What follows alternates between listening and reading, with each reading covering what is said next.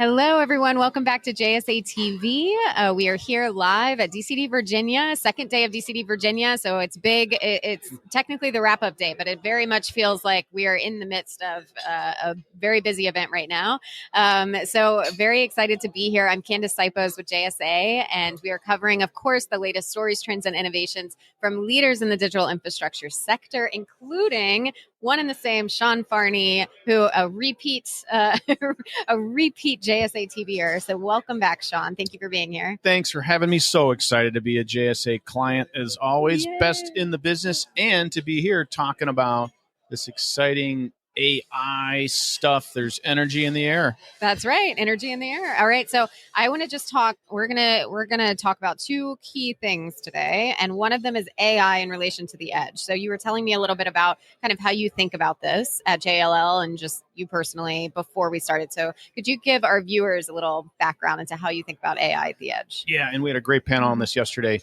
And it's really, really exciting. Not only is AI cool and a new tech trend that's pushing this amazing creative destruction in the industry and forcing us to do things differently around cooling and power distribution, but there's a new real estate perspective, real estate model. And of course, the JLL guy wants to talk about real estate, but the edge may actually be here after saying this for 10 years because of this tech force, which is AI, specifically the movement from AI learning, which is where we are right now. A lot of the hyperscalers are doing this into AI inference, which has some technical requirements to be in low latency environments, close to your consumers, and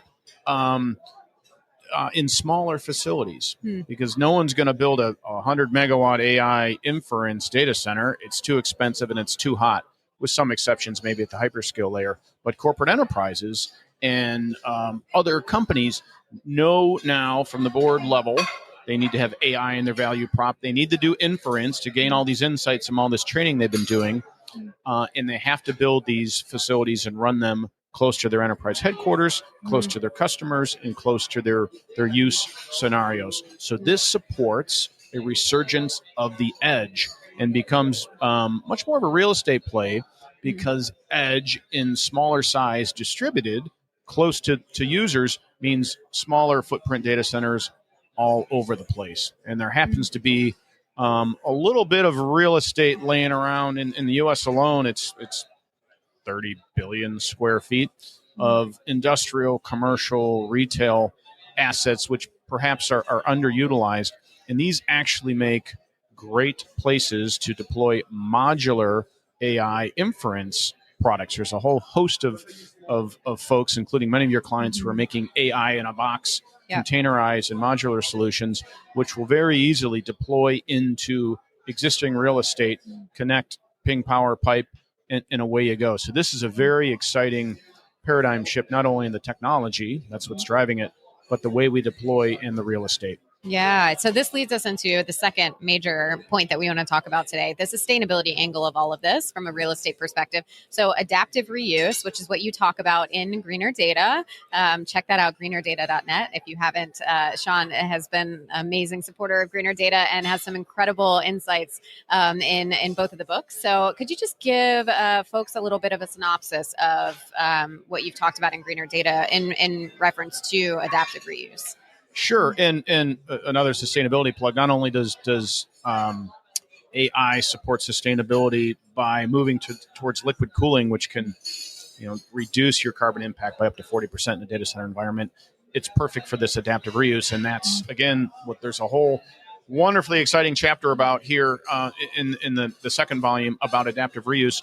And adaptive reuse is really how the internet was built. The first round, the internet carrier hotels, built in places like 350 Cermak and One Worldshare and QTS, building in a Sears warehouse in Atlanta. The list is very, very long. So we're good at doing this. And now, as we need smaller footprint facilities with existing power, but 1 meg, 2 meg, 3 megs, not these mega data centers, there is an ability and an opportunity now to reuse commercial real estate assets, industrial, retail, so on and so forth, in far-flung places to keep AI close to their users and be more sustainable, because we're reusing a building. And there's also another consideration for enterprises as co-location vacancy goes from 3% where it is today, according to JLL, to approaching 0% in the next few years. And rents go up, in the last year alone, 37% for leases under 2 megs. AI builds in adaptive reuse of buildings, supports not only an enterprise's sustainability goals, but ensures them strategically that they have capacity to build out in case colo, God forbid, would run out of vacancy down the road. So there's all kinds of interesting tech forces and contexts right now.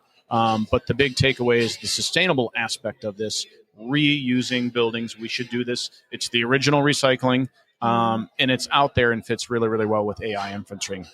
Original recycling. I love that. You've used some great phrases that I think you need to trademark throughout this interview. Awesome. Well, thank you so much, Sean. It's always a pleasure to have you on JSATV. And thank you to our viewers for hanging out with us here live from DCD, Virginia. Happy networking.